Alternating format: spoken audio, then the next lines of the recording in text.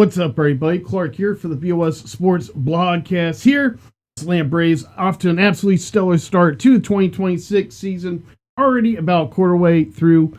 Braves are 32-15 after another win tonight over the Red Sox, winning both their series here in the short homestand, taking care of business versus the Cubs early this week.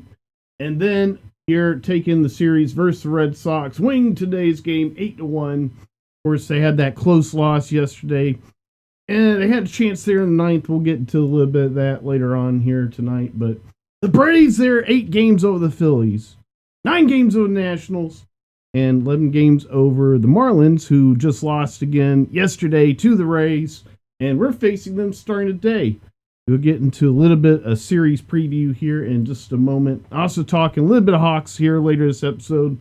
And as well do a bit of wraparound here. In MLB season so far, this very young MLB season so far.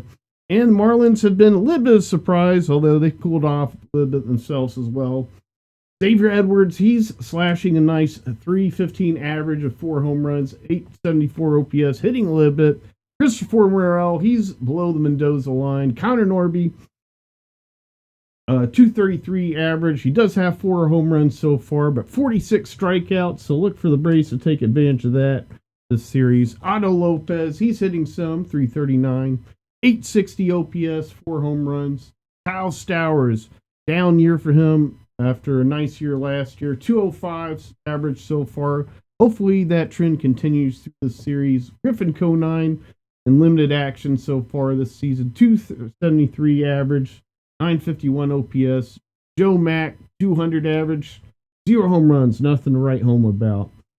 So they just had Yuri Perez throw today versus the Rays in that loss. And we're seeing a couple pitchers as well coming back from injuries, at major injuries from various points, such as Braxton Garrett, who's only pitched a little bit over an inning and has an absurd ERA over 30 currently. A 33.75 ERA. Whew. We thought Nathan Wiles was bad last year. Braxton Garrett for Miami Marlins 2026, absolutely dubious. Of course, hard for him coming back from injury. And as well, we're facing Sandy Alcantara. Get into that in just a minute.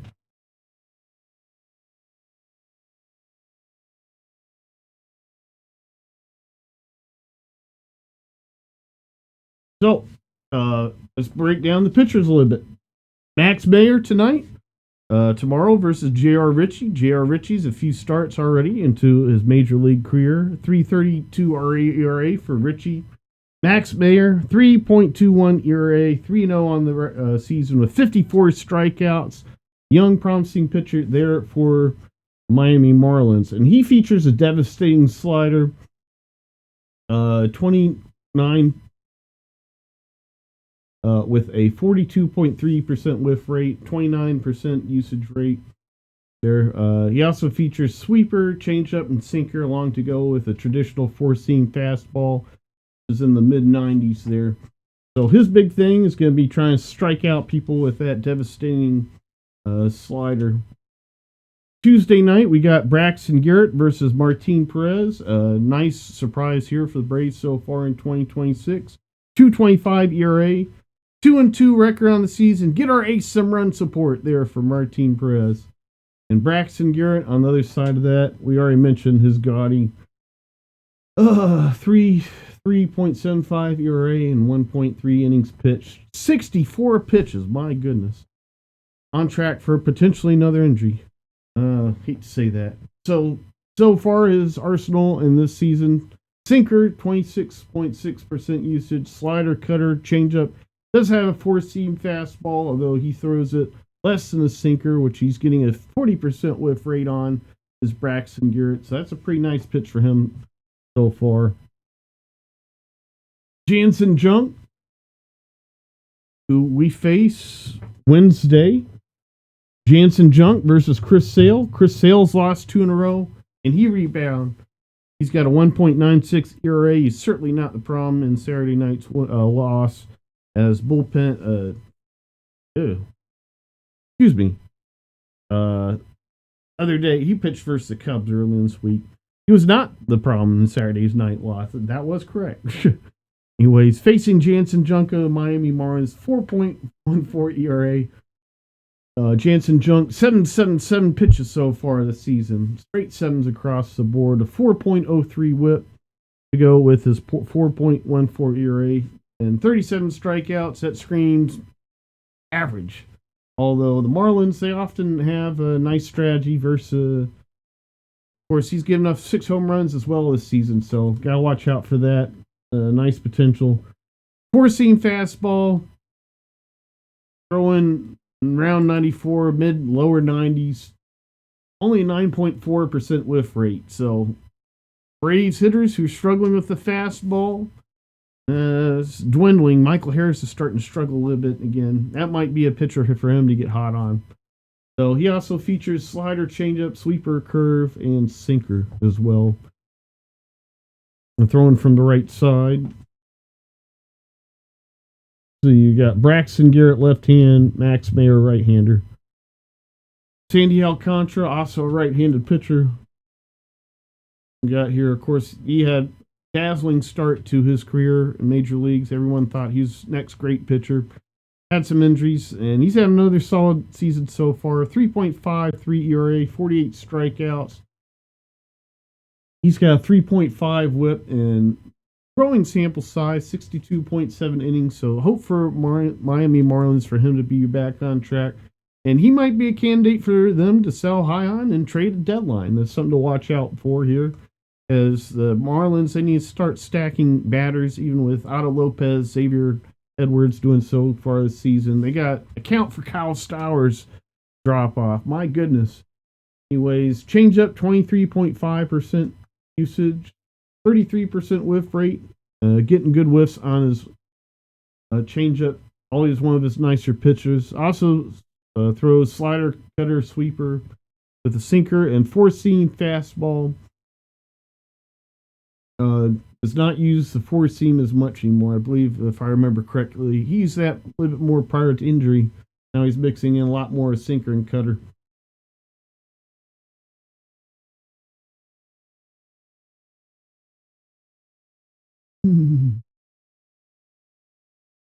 So for the Braves, we got Reynaldo Lopez. So far this season, he's relied on his fastball fairly heavily.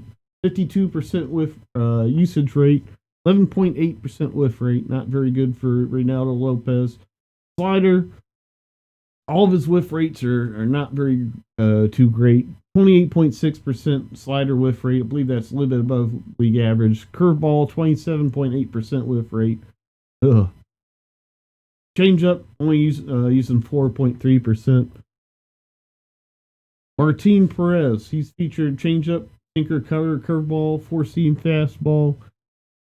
Relying heavily on that changeup and is breaking an off-speed pitch with the changeup. Chris Sale, so far 35.3% whiff rate on that monster slider. 4-seam fastball sitting mid-90s. Also mixing in the sinker this year as well. Interesting, or maybe perhaps a 2-seam fastball. Registering 94.9 miles per hour. Probably something that Chris Sale's trying to vary on his fastball. And maybe getting a little bit of 2-seam. That'd be interesting, something to track and interview on. Of course, they talked about how it was J.R. Ritchie added in that 4-seam fastball.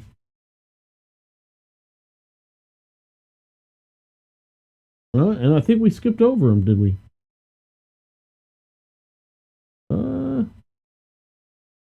No, we got Reynaldo Lopez in here instead of J.R. Ritchie. Ooh, error there. All right, so Spencer Strider, who's facing Sandy Alcantara, his fastball, we saw it uptick and hitting up to 98 last start. Average so far this season, 95.5 miles per hour, 10.4% whiff rate.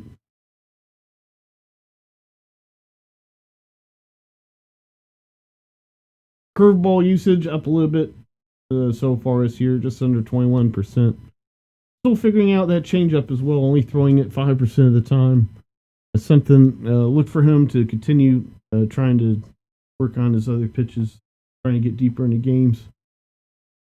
So before we recap, Braves Red Sox here from earlier today, talk a little bit of Hawks, and they have very interesting offseason. Of course, they traded Trey Young earlier this season, rebuilding around Jalen Johnson. They made a huge run there, first round. Thought they could potentially make a short run in the playoffs. Knicks, they have really come together and formed a nice squad. Can't talk enough about how their key role players, Josh Hart, OG Anunoby, Cale Bridges, all stepped up here. In addition to Jalen Brunson playing playoff MVP caliber ball, as well as Karl Anthony Towns buying in and doing everything he needs to do to get the W's for them. So right now, it is looking like they were a favorite to make the finals, but this is an interesting run that Cavaliers run, and Jarrett Allen, Evan Mobley, if they figure it out, it could be a huge match, a tough matchup there for the Knicks. It'll be two Eastern Conference heavyweights. Be quite a battle there. And of course, you got Thunder Spurs on the other side of that. And really have to see how all this plays out. Of course, the big thing, my picture to look out for is going forward is the expansion draft.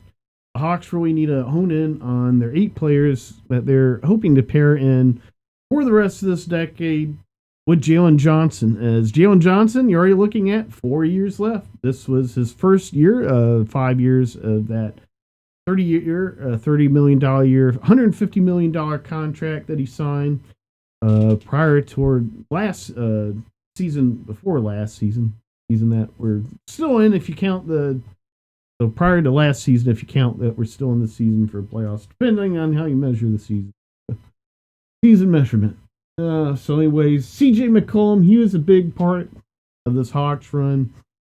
He'd be nice to be back, depending on the terms. The Hawks will have a lot of salary to play with. So getting him on a mid-level exception, that would be a nice thing, but not a necessity. And that would probably be looking at a short-term thing. He might even be sucked up by that. He might be a player that you might not protect. As in the expansion draft happening next season, likely to see 2 more teams. Likely see Memphis be moved to Nashville, all those things. Probably see like a Seattle team, and I think they're talking about Las Vegas too. So probably 2 most likely teams, and they'll have to move the Grizzlies east to Nashville and in the Eastern Conference. And Hawks will have a whole new rival, and they're creating 2 new West teams if that were to happen. So another team, maybe the Pelicans, would also move the Eastern Conference. A couple things to watch out for, but as far as the Hawks go, each team will have 8 players that they're allowed to protect in the expansion draft, and the rest of them are in the draft pool until the expansion teams' rosters are filled. And so that creates this offseason to be quite a hairy predicament for the Atlanta Hawks. Is as great as this last offseason ended, and as much as you hope for our young players continue developing and doing well forward, I think you might be looking at a 2-year build, 2 offseason build, with the Hawks getting the 8th pick and not getting a top 5 pick to potentially becoming a contender. And up here in the stratosphere of Spurs and Thunder in the Western Conference, I think with one offseason they get up in the Knicks and Cavs stratosphere. But we'll see how this NBA Finals goes. Hopefully everyone's healthy and we see, where this NBA is headed, trending wise. Of course, both Eastern Conference teams spearheaded by Donovan Mitchell and Jalen Brunson, times willing their team to win. Very star power heavy situation here in the East. And for the Hawks going forward, Jalen Johnson.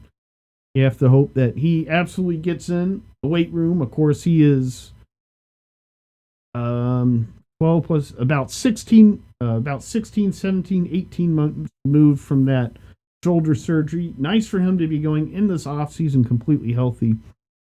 I think he can unleash his physical potential. And I think we'll see another gear next season. I was hoping to see that gear in the playoffs, but long season and staying healthy, maybe to not have as much as an off season with that rehab as well. So hopefully this off season beefy for Jalen Johnson. Really works on those float shots. and scoring in the paint and contact, all the things that we need him to do. Bulldozing through contact, shooting. We really need him to be lights out here, just as star players are for their teams. Knicks, Spurs, Thunder, etc. So, absolutely, Jalen Johnson, you're keeping him in your 8-man. And then who else are you keeping? Other roster pieces who will still be here after this offseason. You got Jonathan Kuminga, Nickeil Alexander-Walker. Jonathan Kuminga, he'll be a free agent after next year. That's a decision there for the Hawks. We'll get to there in a minute. It's interesting that his name was up here on my board first. But Nickeil Alexander-Walker, 4 years remaining. Nice contract there by Anzi Soleil. Almost called him Alex Anthopoulos. Woo! Crossing wires here between NBA and Braves on Casual Monday blogcast.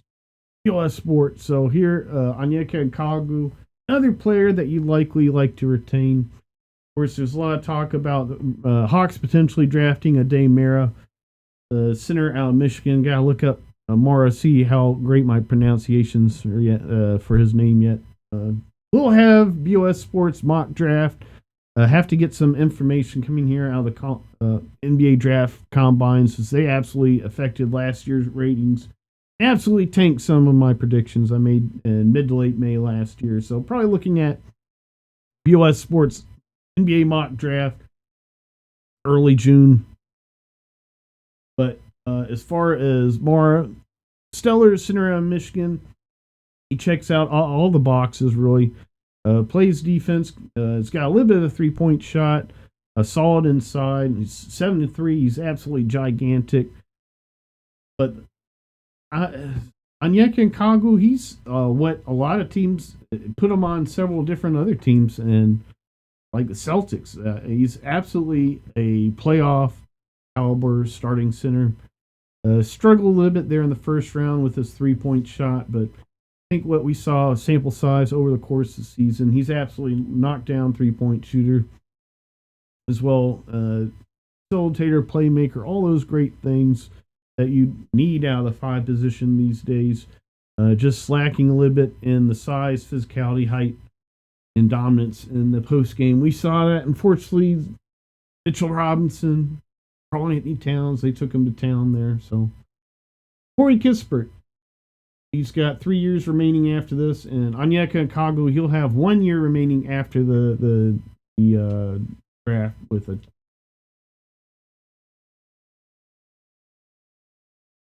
Yes, he'll be under contract one season after the expansion draft, at least.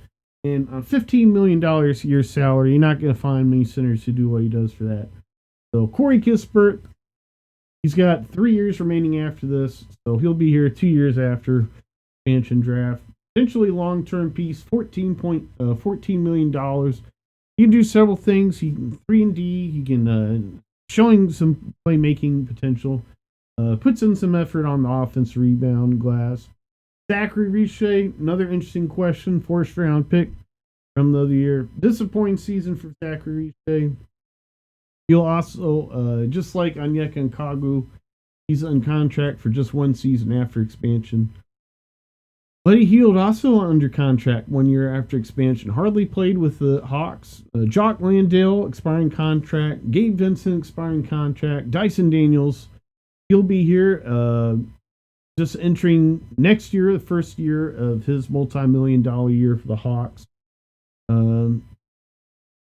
So you'll have him for several years. Austin Newell, you'll have him for 2 years after the expansion draft. 3 years left on his contract. 4 years left to Dyson Daniels. Keaton Wallace expiring again. Be interesting if he gets picked back up by Hawks. Oge, only 1 more year left of his little deal that he signed. Nikola Juric, already out. Not on the Hawks. That's quite interesting. Now, of course, you got your starting.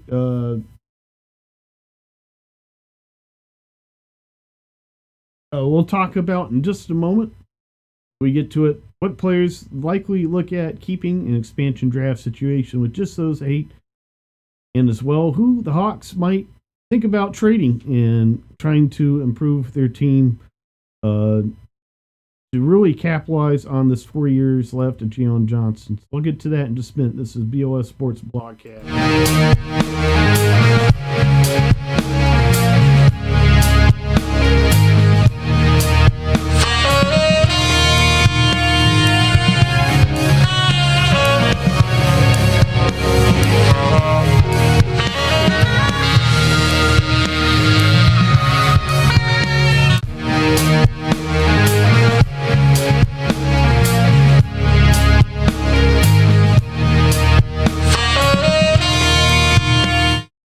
All right, you got projected starting 5 next season. Jalen Johnson, Nickeil Alexander-Walker, Dyson Daniels, Jonathan Kuminga. Then on top of that, you also have Zachary Richey, Austin Newell, 2 first-round picks last couple years. You got Corey Kispert, and you also got Mo Gay. And, of course, that's 9 players there that you already have in your kind of core situation. Buddy Hield, still on the outside looking in. Corey Kispert, I'd also put him in that category for now. But that's still about 10 players there for the Hawks. I think this offseason, you kind of have to look at things as a 2-year build. And so if I'm looking at this roster, I'm looking at how can the Hawks pair Jonathan Kuminga with that number 8 pick and trade upwards. So that'll be an interesting thing to look at here as we look at the NBA draft boards and have to post some takes about that. Of course, use BOS Sports NBA Trade Simulator. I got to work on it. It's not open yet. Got to do some updates and open it. So it's still closed after the trade deadline last season. Dyson Daniels, I think you got to hold on to him another year, even though he's struggled to clamp Jalen Brunson, which is what we want. What we're hoping for him to do and have that impact on that series. Still does. Jalen's a little bit smaller than him. He still does everything that you want there out of a starting player as far as high IQ and great defense. 3 steals per game. Absolutely impacts that side. It's offensive side, of course, that we still are hoping to see improve a little bit. Bruce Bowen, he shot mid to low 30s, upper 30s some seasons, but he's a solid 3-point shot. He's a little bit corner 3 shooter, and compared him to Dyson Daniels a little bit in the past. Dyson, not quite a corner 3-point shot. Looked like he was really going for that early this season, and once he started focusing back there on those wings, where he shot the 3. But absolutely have to have that in motion offense. Nickeil Alexander-Walker, he's shown lights out 3-point potential, good defense. He's a playoff rotation caliber player, if not a starter. So I think keeping him's probably a necessity. Jalen Johnson, yeah. Onyeka Kaku, I can't imagine because the Hawks, they still need a center, and you have to have 2 centers in this league to be a contender. You have to have 2 playoff rotation caliber centers. So you already have one, Onyeka Kaku. You just have to get your 7-footer there. So that could be Mora. That'd be nice. The Hawks, I think they also have the 22nd or 23rd pick in the draft. They've got the 57th pick in the second round, so that's completely negligible. That's not going to do anything for you. Corey Kispert, that might provide a little bit of trade value, but what would a package of Corey Kispert, Jonathan Kuminga, and probably looking at like an Mo Gay, who won't be under contract after this expansion draft. What can the Hawks get for that? That's some carving for Anzi Saleh to do, and what we'll have to be thinking about these next couple weeks leading up to the draft and thinking what we'd like our Hawks to do. So post on that more, and cover that more next upcoming episodes. Here, let's switch back to the Braves. Switching from the Hawks to the Hawks. How does that work? So, back to the Braves here. Trying to check out that stat line of that Cardinals game. Score already passed. We'll get back to it in a minute. Braves absolutely clobbered Ryan Baio. Another tough start for him. 5 runs, first 2 innings. Scattered 3 the rest of the way. Austin Riley, multi-hit, multi-RBI game with a monster 3-run home run in the first inning. Drake Baldwin 0 for 2 today. 2 walks. They got to get Drake Baldwin a little bit of time off here. Not sure how they're going to do it with the Sean Murphy injury. Sandy Leon situation. So the Braves, they really need Ronald Acuna Jr. to come back and help provide them some lift so they don't need all that offense. Ozzy Albies hit today. Michael Harris 0 for 4 today. Struggling a little bit recently. Need him to get back on track. Mike Yastrzemski, he continues his nice recent streak. 2 hits. Grant Holmes, 87 pitches, 6 innings. Ended right before a weather delay as this game was delayed for a little bit with hail and rain. Stormy situation, scattered showers. But Reynaldo Lopez going 6 innings. Huge for his bullpen. Reynaldo Lopez, 2 innings. Tyler Kinley, he gets a scoreless inning, although he had some base traffic. He allowed the 1 run today. So Tyler Kinley continues to struggle. Around the league, Jake Berger, 4 RBIs today. A giant burger today. What a burger double for Jake Berger and the Rangers versus Houston. Harrison Bader, he's on the Giants, and the Giants continue to hump each other in the outfield. So that's a highlight. We'll be seeing Banana Ball do that all next season during the lockout. The MLB will suspend Harrison Bader, and he'll post Banana Ball all next season during the lockout while they're doing the same move.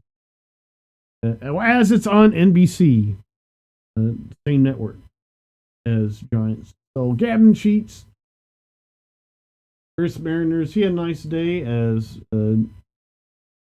the Padres Sunday Night Baseball. They beat them quite handily versus the Mariners. Taylor Walls, nice day for Tampa Bay as they got the win versus Miami.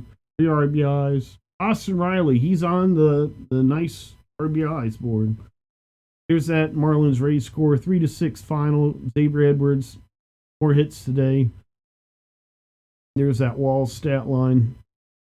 And Drew Rasmussen, of course, he had that elbow procedure, not the Tommy John, the internal brace procedure, and he had a solid day, 5 innings. Yuri Perez, I believe Yuri Perez had Tommy John, not the internal brace. So you got battle of the elbow surgeries there in the Florida series.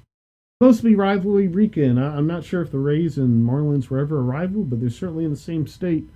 It's too hot down there to be angry about baseball. So, Paul Manzardo, hot day. Anthony Volpe, he's starting to heat up a little bit. 3 RBIs today. Multiple Marlins with multi-hit games. Xavier Edwards, Jacob Marcy, he might be coming back for Miami a little bit. Otto Lopez, all multi-hit game today. Huge day as for Roki Sasaki, strikeouts, 8 strikeouts. Zach Wheeler also had 8 strikeouts versus Pirates. But look at that Dodgers team. As soon as they got any kind of concern, Robleski shoves, Sasaki shoves. All of a sudden, the younger starters are starting to get it done. And really looking at this Braves team, comparing them to them, that will be the hot comparison for the rest of the way, as they're still the top dog in NL. Despite the Braves' hot start this season, they're absolutely loaded are the Dodgers, and they'll continue to add. They made a trade for an outfielder from Diamondbacks already, and trade Lauer just came down the pipeline today. Eric Lauer from Blue Jays, so they're already starting to add. Meanwhile, we see the Braves kind of sitting on their thumbs, a little bit too happy with what they got. the Braves will need multiple pieces to really have a great shot versus the Dodgers in October. You're going to want ace quality starting pitcher, a top order quality bat, and, well, lefty reliever. So that's quite a shopping list for the Braves. They certainly have tons of prospects. J.R. Ritchie could potentially be a trade candidate. Talk about that a little bit next Spaces. Be sure to join sometime. So other scores around the league, you had Phillies win again versus Pittsburgh, 6-0. They won that series. Toronto, they ironically won over the Tigers after that trade today. White Sox, they continue their hot start so far this season, 9-8. Giants pummeled Athletics 10-1. Final score of that Sunday night baseball game was 8-3. Right, we're nearly to June, and you know what June means. Promise in last episode we'll be having more regularly the BOS Sports Blogcast. So be sure to stream previous episodes of BOS Sports Blogcast. Be sure to follow posts on X, updates on X. Stream Tangible Jazz Dreams, stream Bar Soap Music, and we'll see you soon after next Blogcast episode. This is BOS Sports Blogcast.